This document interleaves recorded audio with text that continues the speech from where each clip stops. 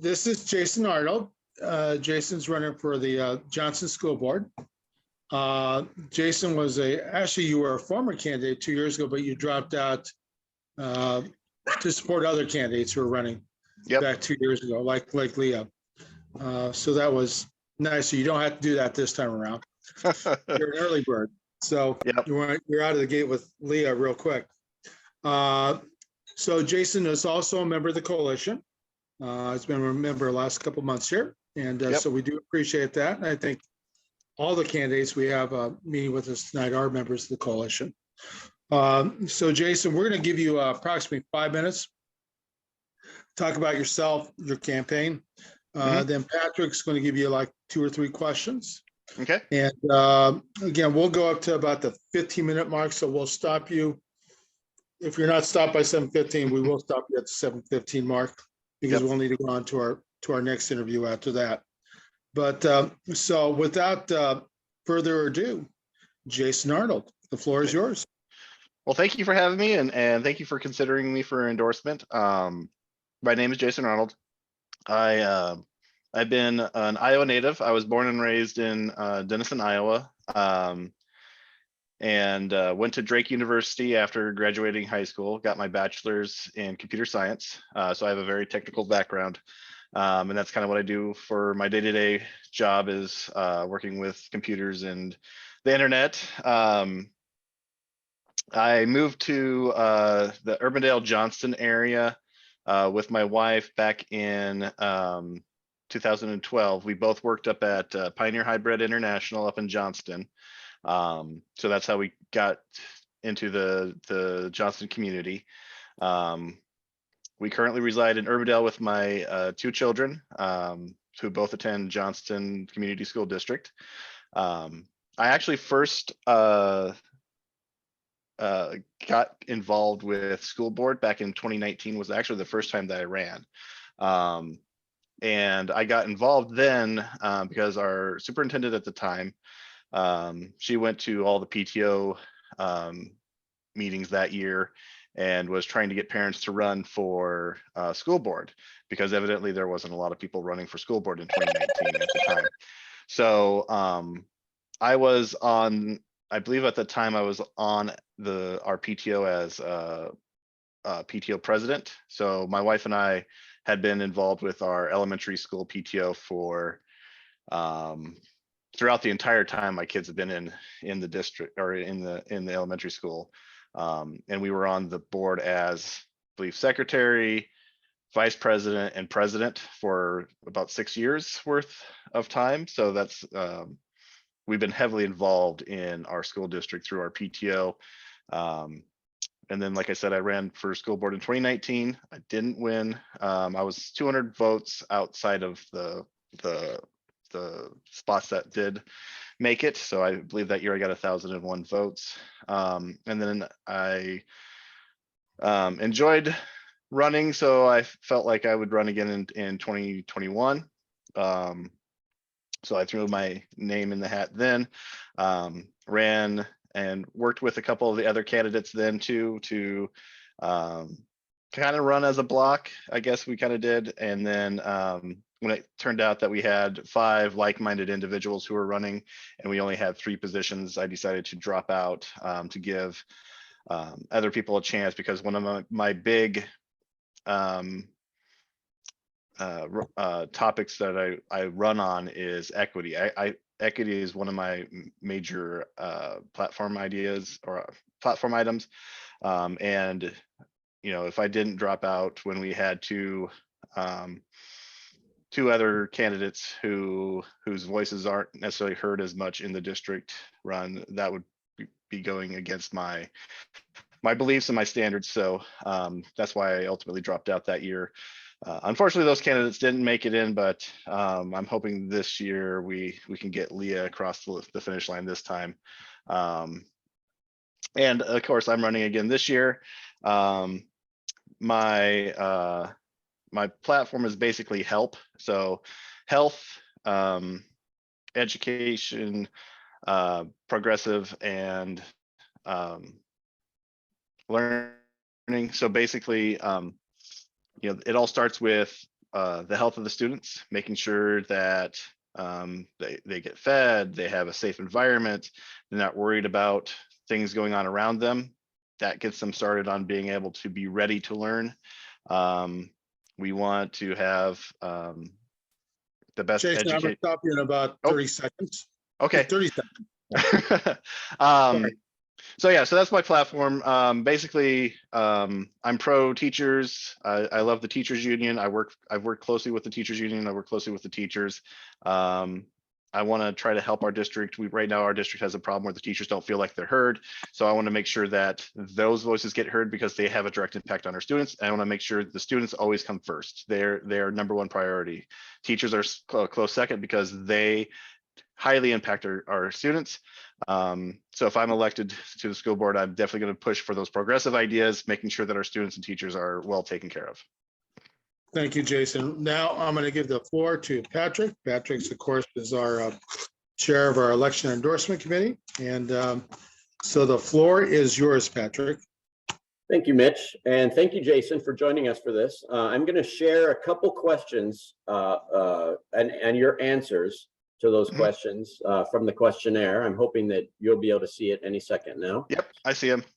Okay, good. So first of all, the committee that reviewed your questionnaire, we really appreciated the time and thought that you put into answering your questions in general. A lot of information in there. So we appreciate that. Thank you for that, including your answer to number 3.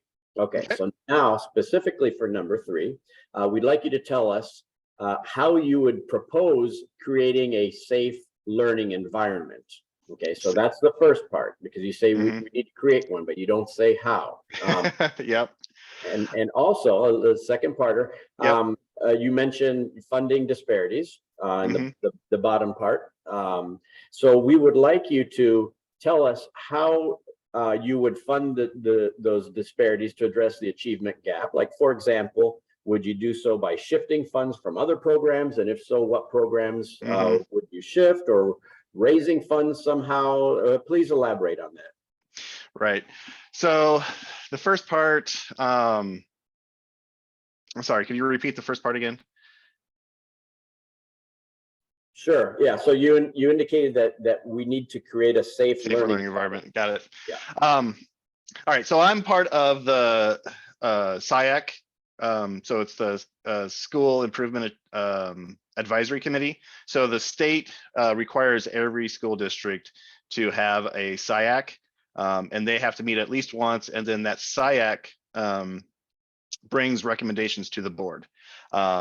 So as part of SIAC, we are actually seeing a lot of the school data, and some of the things that we're seeing there. We definitely see the achievement gap, especially amongst the different races, because we have all that data between free and reduced lunches and kids who are not on free and reduced lunches, and then English language learners and English speaking students. There is definitely an achievement gap. And one of the things that impacts learning is whether or not the students feel safe in the school. So one of the things that I would look at trying to implement is something similar to what DMPS has implemented right now, which is the restorative practices. They recently got rid of their SROs, and it's actually been pretty successful from the study, or from the information that I've seen. They used to have kids graduating with criminal records, and now that has dropped by 87% since they got rid of their SROs. So you have kids less likely having a criminal record, which means they're set up better for success post graduation. And then they did some studies too, and they found that the students did not feel comfortable around SRO. So one of the things I would look at is, do we need an SRO in the school? How safe are our kids? Are the SROs in the school being safer, or make the school safer? Or, what are those metrics? Because that's the one thing I have not seen any school really do, is identify what are those key metrics with our SROs that are they making the school safe, or are they making the kids feel safe? Because, typically the SROs are coming in, they're coming in with full body armor, fully geared, and that can be intimidating. That's intimidating to me as a parent, seeing a police officer in the schools, fully, full armor. And surveys that they did at DMPS, that was one of the reactions that they had, is that they felt intimidated, kids felt intimidated and unsafe. So I would look at implementing restorative practices. You got it with the restorative practices, it's not just coming up with those policies. You also have to have the staff to support that. So we would have to look into whether it be additional counselors, having a specific team that's designated for implementing and running the restorative practices policies. You got to have that support staff. And that's the piece that I hear most from teachers, is that they don't feel supported. So if we can get the proper support staffing in the schools, now obviously that would take funding potentially, and making sure that we have the funds to implement these ideas. It's not just oh well, yeah, this is a great idea, let's go and run with it, but we also then have to find the funding for it. So to your other point, there are things that we can look at doing, whether it's looking for federal grant money. Maybe there's something locally we can do. In Johnston, we have a few places that we can look at getting funds. We have the Johnston Foundation, which raises money for the school district. We also have the various PTO organizations. They raise money for the individual schools that they're a part of. Those are some examples. I know a lot of the teachers we have a learning and development administration group in the district headquarters. They are tasked with looking for all sorts of grants throughout the state, and from both federal and state level grants and outside organization grants. And we do a lot with grant money. Also, if it came down to it, we could look at, is there something with bonds that we could do where we could raise some money to get something set up? Jason, I'm going to stop you there because Okay. I believe we have a second question and we only have 3 minutes remaining. Sorry. That's okay. That's okay. These are big topics and big complex topics that we could really dig into. So No, I understand. Okay. All right. So back at your next question, I've scrolled so that your that question is here. So it's regarding your priorities for school budget. So while the review committee did like these priorities, some question your ranking of teacher support is number 2 behind curriculum, arguing that a great curriculum is useless without quality teachers to teach it. So please, can you defend your ranking as of teachers as being anything but number 1? Okay, so really number 1 is student learning. It's focused on the students. So that might have been written a little bit poorly on my part, my apologies, but ultimately students are number 1. So anything that we can do to help the students to learn, that's going to be top priority. And really when I focus on the students, one of the things that I'm going to go back to my SIAC experience. One of the things that we've talked about there, a lot of our data comes from like ISAPs and standardized testing. One of the questions that was raised there is, what have we done to make sure that those tests are not biased and that the students understand how to fill out the test? So like, do students understand the concepts of reading the question and are able to understand the question? Are we making sure that, when the tests are done, those kids with disabilities are able to understand the test? So, when we're talking about budgets, making sure that, student learning is top because that's most focused on the students. What are those tools that students need to be able to understand the teacher, to be able to follow along? So that's really why that's number 1. And I say teachers are really a close second. I mean, those two kind of go hand in hand realistically, because the teachers need their resources too. Yep. Jason, you have 30 seconds remaining.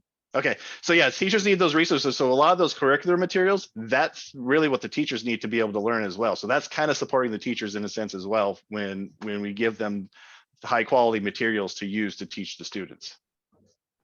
Jason, I would give you more time, but you have about 10 seconds left, but I'm going to take your 10 seconds. Yep, no, I'm good. No, I just want to say we'll be voting on next Tuesday evening